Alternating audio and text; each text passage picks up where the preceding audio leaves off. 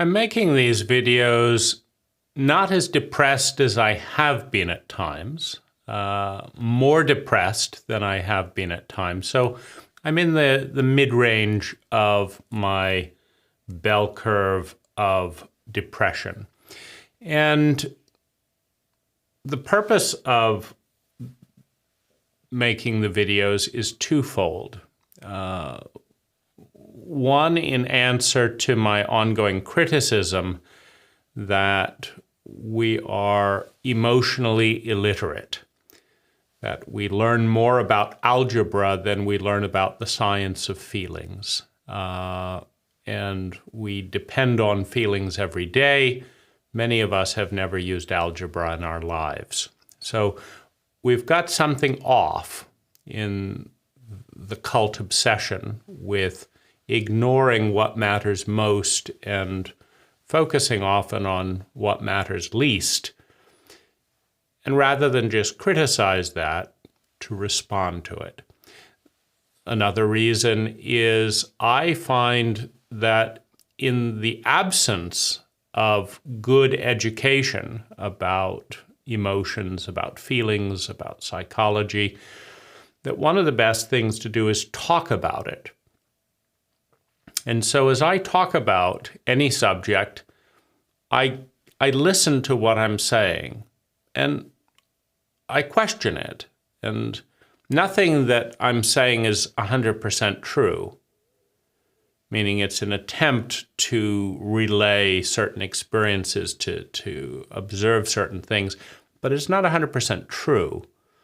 And so it's the job of the part of me that listens, just like it's your job as you listen to these words to think, is that really hitting the bullseye for me at this time?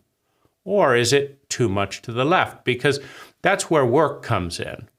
The listener is not a passive job. Your job is to assess how far to the left or the right or up or below your target the words are hitting, right?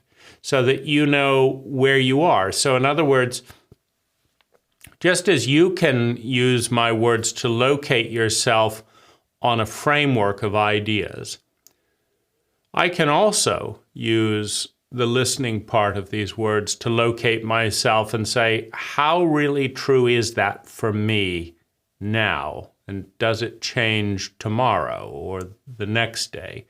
So it provides a framework. The words in some ways are static. We're always moving around. And so they're a reference point. And then finally, as someone who has spent more time introspectively in learning these topics than most, so probably in the 2%, so I'm probably in the top 2% of people who have spent more time in this terrain. And so there's going to be something that I can offer you. It may be a little, maybe more than a little, maybe very little, but there's going to be something that I can offer you that you're not going to receive somewhere else. And in that sense, I enjoy being useful. And so that's the basis as I come into this. And my, it's important to understand that the psychological state and all of its many possibilities is an infinite permutation. It's an infinite gradient on an infinite number of continuums. You know, we pick the continuum of depression to enter this space, and we can follow it. We can look at it at kind of neutral depression, joy, or, not depression, more depression, etc. But that's just a made-up word. We could also look at the continuum of sadness or the continuum of fear. These are also just made-up words.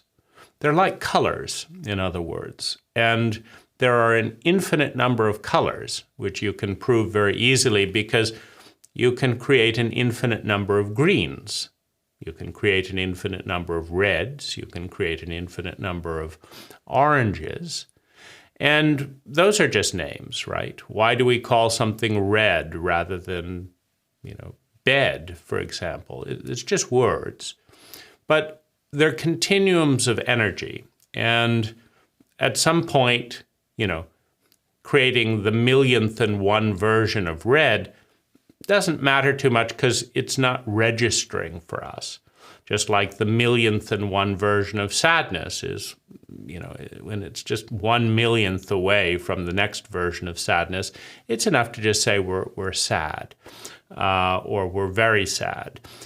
But these continuums do exist and they overlap. Meaning you're more likely to be depressed if you're scared and lonely and sad than if you're joyful and enthusiastic, right? I'm joyful, enthusiastic, and depressed. They don't go as well together, right? So what we're talking about is the color spectrum of feelings. Some feelings are closer to others, right? Green is pretty close to blue.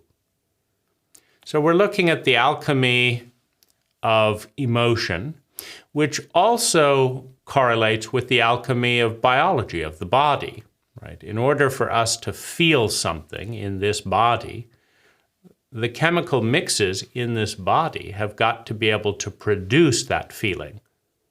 Just like in order to create green, you've got to be able to have some blue, and you've got to be able to have some yellow, and you've got to be able to mix them, and then you get green, right?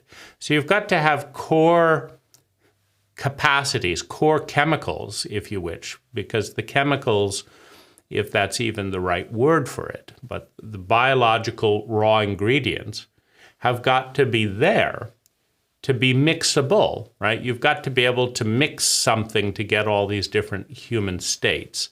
And so we've got all those colors. It's like we've got a palette of colors in our biology. And some of us have become habitual users of blue and black and gray. And that's my range. I have a little bit of blue, sometimes a lot of blue, sometimes a little bit of gray, sometimes a lot of gray. But regardless of these predispositions, so far as I know, most bodies are capable of generating all of the colors. Some are just more predisposed to one version or another. It's easy to go into sadness. It's hard. You have to do some work. You have to find that little bit of yellow that's in the body and put it into the consciousness. So anyway, that's as a little bit of a context. So when I say that, I'm on that continuum of depression, I'm talking about a slower energy mixed with sadness, mixed with loneliness, mixed with helplessness, mixed with hopelessness, mixed with, in some bits, this comes together to create a human state. And there are external correlations, meaning it's not just that I'm hopeless about nothing. I'm hopeless as a result of maybe 100 experiments over in this arena of my life. So there's a connection to the culture. And it's important to understand that connection because in a self-centered and individualistic culture, the US being, quite high on that continuum, there's often the idea that there's just all these isolated individuals that are each doing their own thing as completely isolated individuals. And it can be useful, for example, to understand that the United States is a culture, a cult, meaning a semi-conscious pattern of thinking, feeling, speaking, doing, and being that produces 20% depression in its members. So every culture has as its root word cult, because every culture is based on a variety of habits, which are often insane and not usually questioned. But the cult members, the members of that culture, have probabilities because the habits of thinking, feeling, speaking, doing, and being of a given culture produce probabilities, right? So the American cult produces 20% depression, meaning on any given day, 20% of Americans will be depressed. And of course, that's a continuum. That's just depressed enough to be given the label. Well, that's pretty big, So we could say that America is a cult that is competent at producing 20% depression. So that's cultural. That has very little to do with you or I or anything else. That means you have a 1 in 5 chance on any given day as you navigate the cult of being depressed. So if you want those odds to go down, you have to diverge from the cult. The cult is producing 20% depression. You're in the cult. I'm in the cult. If I want to have a higher odds of feeling joy, I have to diverge from that probability field. Right? I have to do something different than average. Otherwise, I could just wake up and there's a 20% chance of being depressed.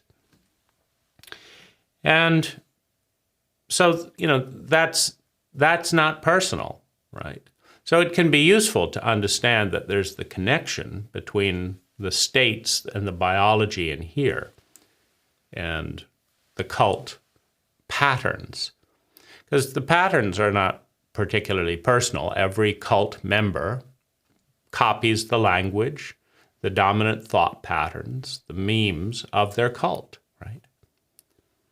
If you're born in Japan, you eat tofu. If you're born in the US, you eat hamburgers, right? And so it's, statistically speaking, children copy the memes of their cult. And those memes produce a probability field. And that's the roll of the dice, right? So if we have, 70% job dissatisfaction in our cult, 70% of people are not very satisfied with their jobs, for example, well then on any given day, you have a roll of the dice, right? And there's 10 people and 7 of them have to be unsatisfied. And two of them have to be depressed, and 7 of them have to be lonely, right? So those are the probability fields of a given cult, of a given culture. And so you're in that, I'm in that. And it's important to understand the probability fields because, for example, if you understand that 98% of everyone who goes to Vegas and places 100 bets comes away with little or no money, then you understand that if you want to make sure that you have a 98% chance of losing your money, you should go to Vegas and place 100 bets. If you want a 20% probability of being depressed, you should be normal in the United States. If you want a 70% chance of being unsatisfied with your job, you should work in the United States because those are your odds. You've got very good odds of being dissatisfied. And if you want to change those odds, the probability, you have to change parts of the recipe that produces the probability, which is a pattern of thinking, of feeling, of speaking, of doing and being. And depression is a pattern of thinking, feeling, speaking, doing and being, right?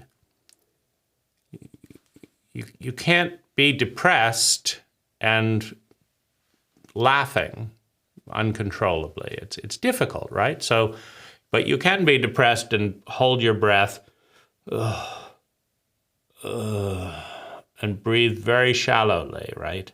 So you can breathe very, very shallowly. I don't want to move, so I'm going to move very, very shallowly. You can do that and be depressed, right?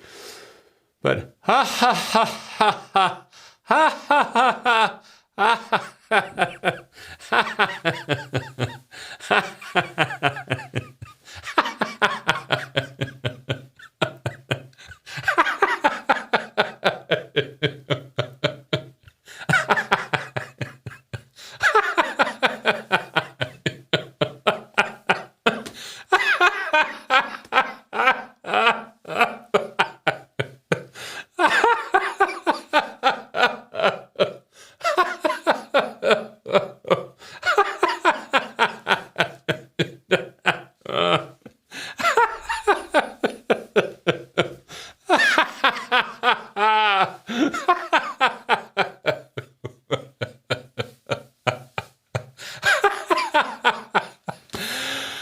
Oh my goodness.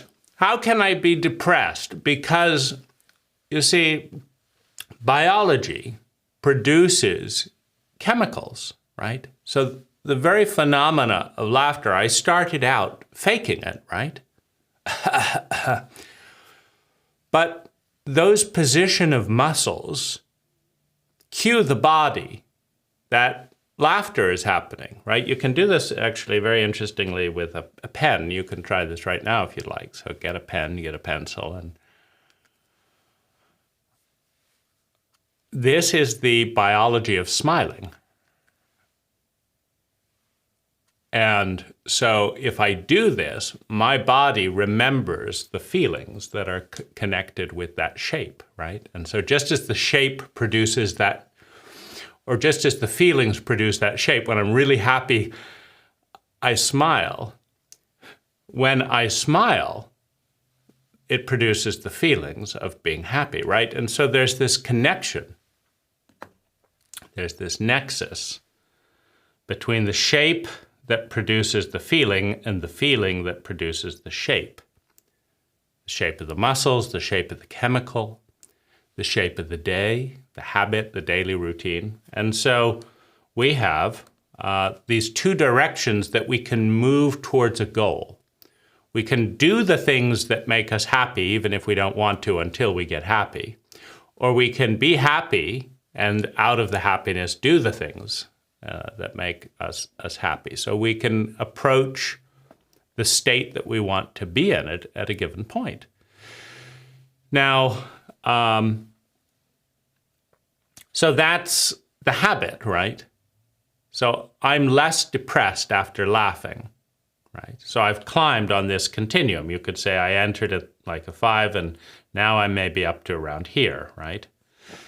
So, resolving depression is that straightforward, right? Doing things that are less depressing, thinking things that are less depressing, right? Now, if I was way, way down here in absolute despair, I probably couldn't do a laugh like that, right? So you have to work up to it. You have to take steps, in other words. And so if I'm in despair and can't get out of bed, well, my hack for that is to cuddle with my dog, right? So if I'm in despair and can't get out of bed, I can cuddle with my dog in bed. And after holding my dog for a minute, 5 minutes, an hour, the warmth, the presence, breathing together, well, now I can get out of bed, right? And then I can drink some tea or something that, is a nourishing and enlivening and pleasurable experience. So then we get up to here, right? So we can take steps up and down this continuum. And at some level, it is an endless continuum. And so the steps out of depression are going up, and the steps into more depression are going down. And we have patterns of thinking, feeling, speaking, doing, and being that take us into depression, and we have patterns that take us out of depression.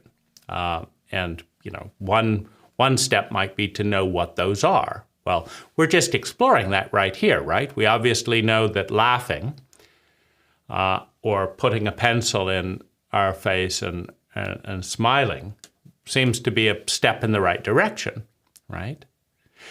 And so, that's a start. That suggests there are other steps. Means there must be other things then that we could do. Go for a run or make an enlivening smoothie, for example, and force hydration. I don't want to drink. I don't want to do this. I don't want to feel anything. Well, when we feel something more and move, energy through our body, we start moving up, right? So, So this is useful, and I'm aware of that. And so, back to my story and my relationship with depression.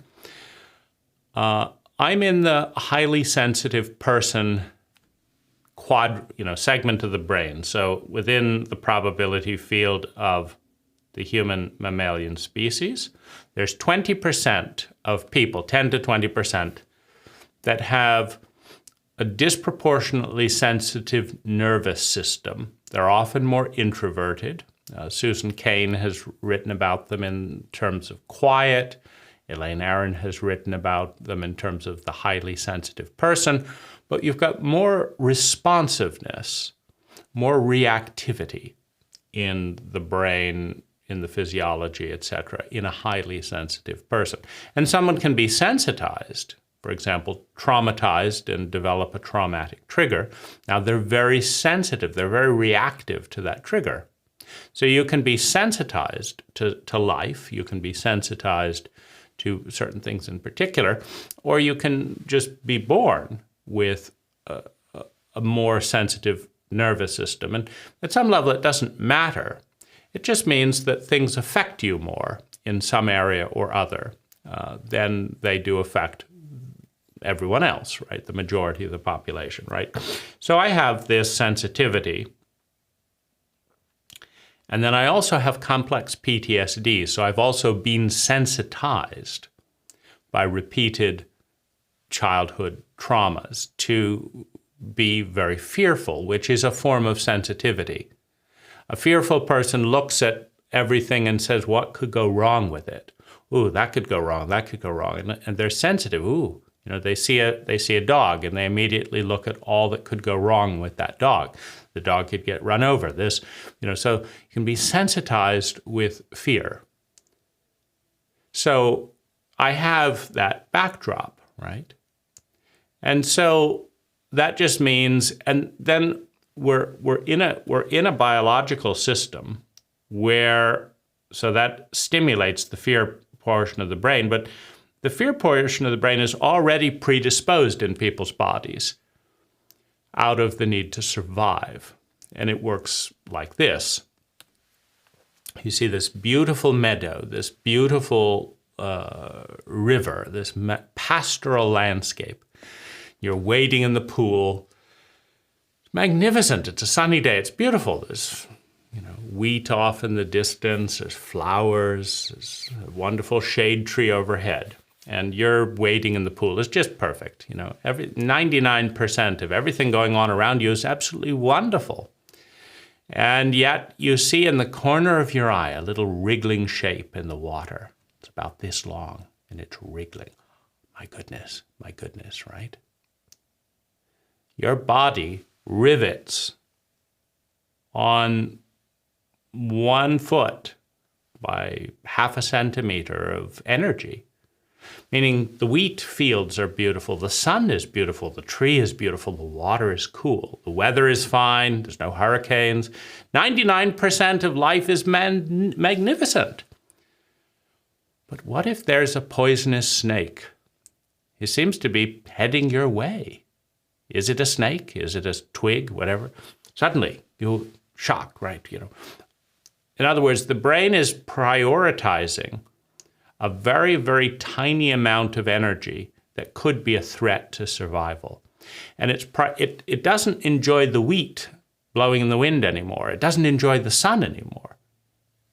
It doesn't care that the water is the perfect temperature any longer, because there's one thing that could be a threat. And I say could be a threat because most snakes swimming in the water do not swim towards a person and then bite them.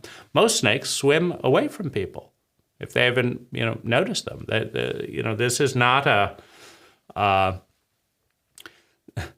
So you've got one snake, and you've got only a small percentage of possibility that it's poisonous, right? Many snakes aren't, right? You could be bitten 100 times, and it's not very pleasant. And then most snakes move away, and then most snakes don't bite, right? They're just not. Statistically speaking, if there's a little wriggling shape in the water, many of them are not snakes, first of all, right? It's a twig or a bit of rope or something, right?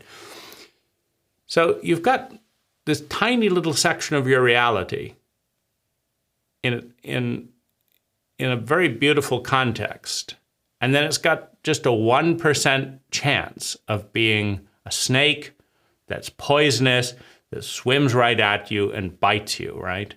So even if there is a snake there, and whatever those odds are, it's just 1% chance that it's going to get you. But your physiology tunes everything else out except that possibility. What if that's going to happen? And suddenly the day is ruined. The physiology is shattered, right? Oh, got this, right? And that's the amygdala. That's the brain prioritizing fear over everything else. And the reason for that, the logic for that, is that if it is a benign snake and you jump out of the way 100 times, you're still alive. You had a ruined day, you're not enjoying the river anymore, but you're still alive. It's prioritizing survival over enjoyment, basically. So you jump out of the way 100 times, like, oh, a snake. 99% of the time, there's no problem, but you're still alive. But if you didn't get out of the way, and this is a very, very low odds, by the way, so how many days a year are you in the river? Okay, let's say you're in the river 5 days a year. And let's say every 100th time you're in the river, there's a snake that's wriggling around. So now you're, and then let's say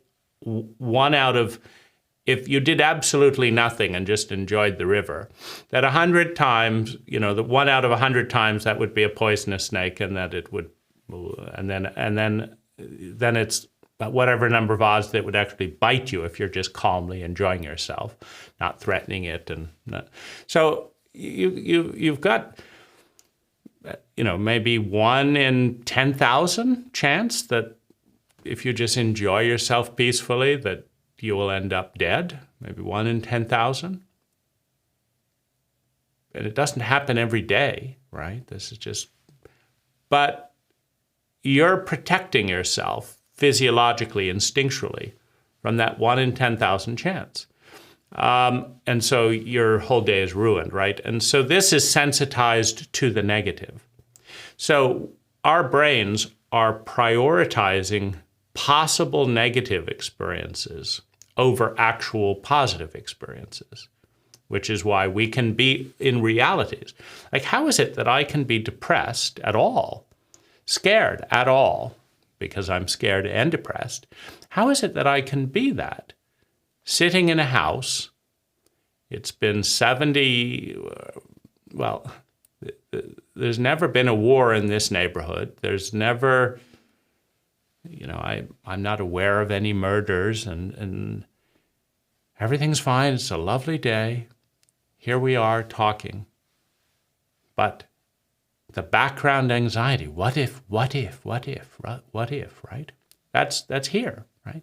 That's a pretty high prioritization of negative possibility.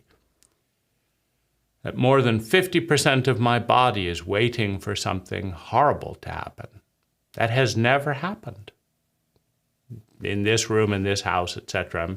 I'm sure it's happened at some point.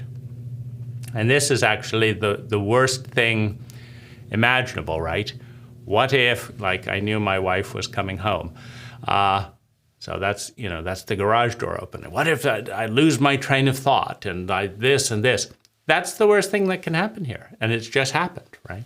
So, and of course, it's worse, it's bad from the video point of view. My wife's come home, this and that and the other. It's like, how's it going to feel? The buzzing sound in the background, like, surprises me. This is the kind of thing that sensitive people need to, be aware of. And, soon there'll be another noise, as this happens and that happens. So I'm going to wrap this up. But, you look at it, it's not that terrible. But my body is still treating it as a big deal. So, in summary,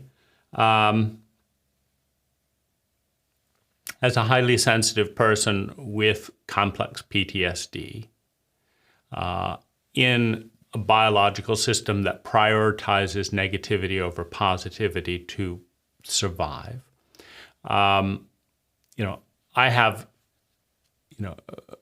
am predisposed to fear, anxiety, and depression. And that causes a variety of behaviors and actions that increase my sense of sadness and loneliness, because isolation or distance from what you're afraid of is one of the natural probabilities, right? And so now there's then some sadness that I'm not as connected, and with various parts of reality. So that's a little bit about me and my relationship with depression. And I will see you on the next video.